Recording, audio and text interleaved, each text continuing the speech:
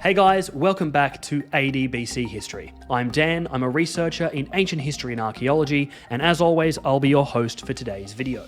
Today, we're going to be talking about two very important Roman gods, Terminus and Janus, who controlled the boundaries between spaces and the concepts of division and unity in the Roman world. But we're also going to go deeper, beyond just the mythology of these gods, and into what their religious rituals can tell us about the psychology of the Roman people. This isn't the kind of content you usually see on YouTube, so if you like it and you want to see more of it, then let me know in the comments down below, and subscribe if you haven't already. And if you're watching for academic reasons, such as for a school assignment, you can find some useful, high-quality academic sources at the end of the video. And now, let's get straight into the Roman gods Janus and Terminus and the boundaries of the Roman world.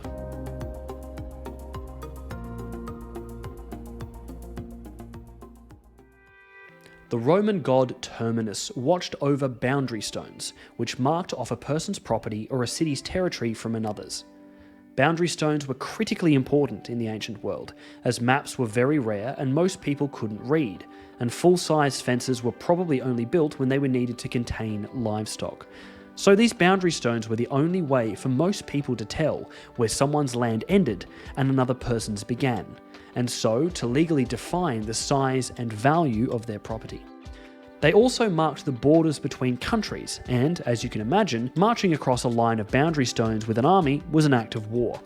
Moving a boundary stone was punishable by death in early Roman history, though this was later reduced to a very serious fine, as moving a boundary stone essentially amounted to stealing someone else's land.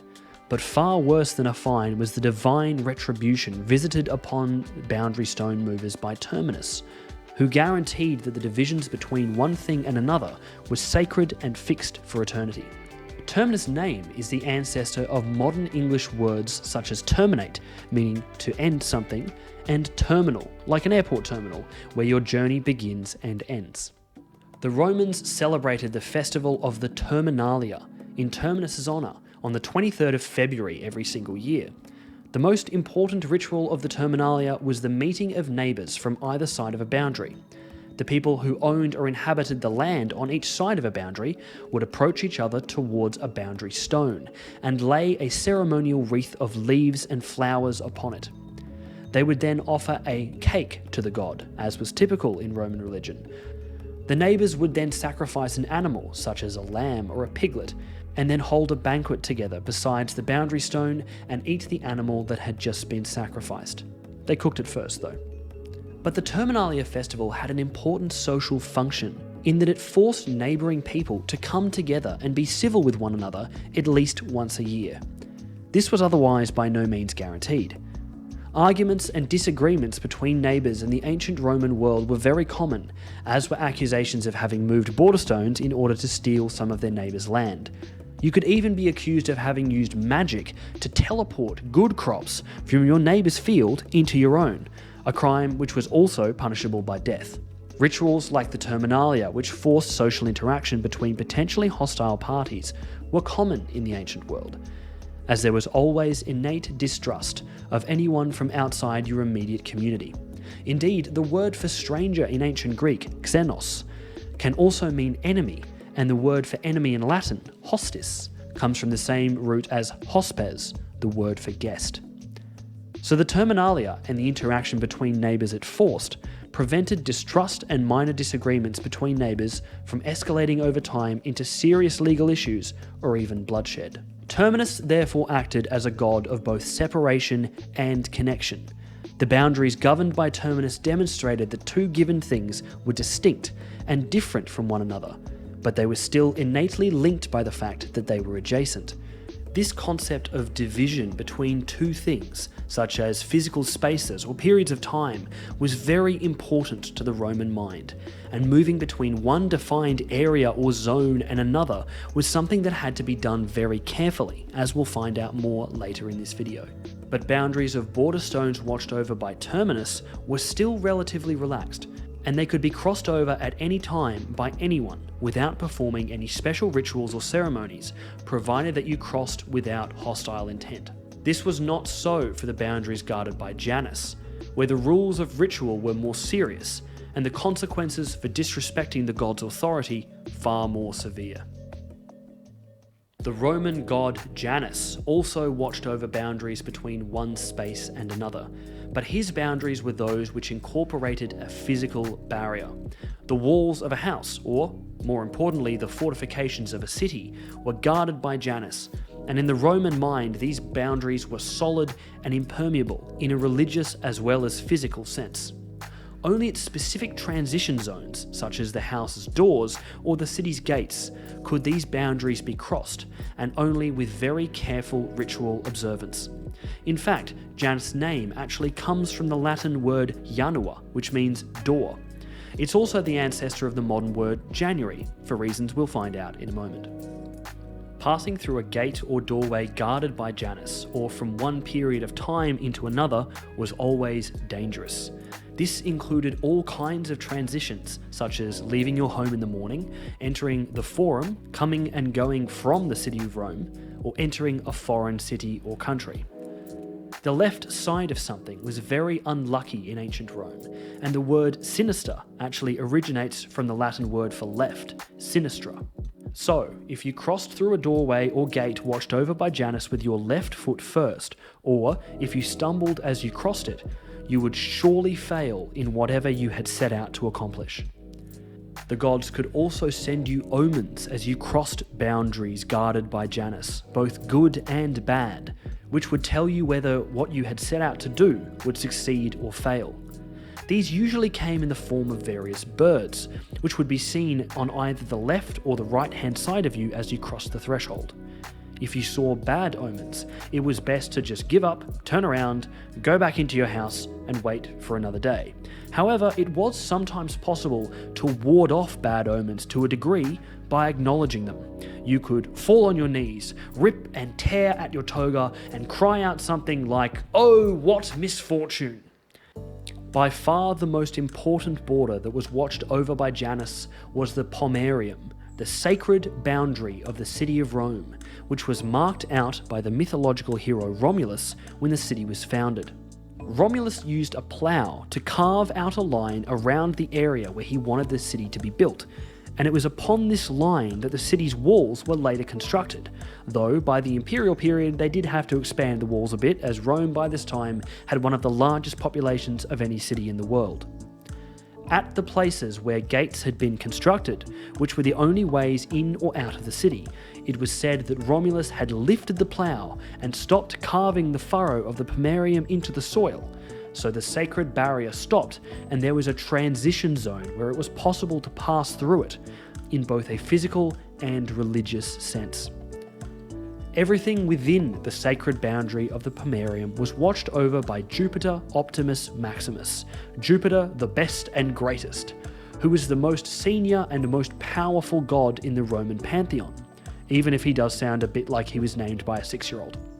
Jupiter guaranteed peace, life, culture, and social harmony within the Pomerium, and used his power to keep death, all burials and cemeteries, war, invading armies, and all fields and agriculture outside of it. I find this last part really interesting. Jupiter doesn't keep bad things out of the Pomerium, he keeps out things that are considered inappropriate for a city. This gives us a fascinating insight into Roman psychology. The Romans saw much of the world as a contrast between one thing and another. There was a contrast between the urbs, the city, and the rus, the countryside. There was a contrast between spaces which had been marked out as sacred and reserved for the gods, within temples and other important buildings such as the Senate House, and other spaces which were freely available to mortals. And there was certainly a contrast between the civilized world of the empire and its provinces and the wild barbarian lands beyond. In each of these zones there were things that you could or couldn't do, and things that did or did not belong. For example, Roman politicians had either civic or military imperium, which translates to something like power or the right to rule and take action. A Roman politician was either a military general or a civil magistrate, but never both at the same time. And if you crossed the Pomerium into the city of Rome, you were automatically stripped of your military imperium and so your military rank. Well, that is until the time of Julius Caesar, who gave himself both military and civil imperium, but he did a lot of things that he wasn't supposed to. So these zones were very important to the Roman mind, and the transitions between these zones were even more so. Passing between these zones and transitioning between one set of norms, expectations, and even realities was something that had to be done very carefully and with the correct rituals. If you were careless during points or times of transition, the gods would certainly bring ruin upon you. It's important to note that Roman superstition about these boundaries and zones also extended to the concept of time. Janus also watched over the shift between months, and was especially important during the transition from one year to the next, which is why the first month of the year in the Roman calendar is called January, the month of Janus. Janus is often depicted in sculptures and on coins as Janus bifrons, Janus with two faces. One of Janus' faces looked forward into the future, while the other was always looking backwards into the past. So like physical spaces, time had boundaries, which needed to be passed through carefully and safely. To wrap up, let's look at some examples of boundary crossings from ancient Roman literature. The first is a quote about a very important Republican-era politician called Tiberius Gracchus, who ignored the bad omens sent by the gods while he crossed a threshold at his own peril. Tiberius Gracchus was preparing to introduce a number of revolutionary laws.